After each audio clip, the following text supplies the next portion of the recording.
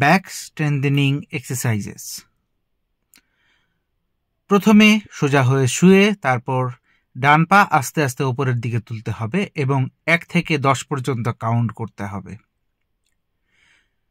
Count হয়ে গেলে ঠিক পাটা নামিয়ে ওপর দিকের পাটি বা পাটি উপরের দিকে তুলতে হবে, আবার পা নামিয়ে ফেলতে হবে। এবারে দুটো হাঁটু ভাঁজ করে পা এবং হাতের উপর বেস করে কোমরটাকে উপরের দিকে তুলতে হবে এবং 1 থেকে 10 পর্যন্ত কাউন্ট করতে হবে। দেখুন এখানে দুবার দেখানো হচ্ছে কিভাবে করতে হয়। 1 থেকে 10 পর্যন্ত কাউন্ট করতে হবে। এরপর উপর হয়ে শুয়ে আস্তে আস্তে দু হাতের উপর ভর দিয়ে মাথাটা উপরের দিকে তুলতে হবে এবং সিমিলারলি 1 থেকে 10 পর্যন্ত কাউন্ট করতে হবে।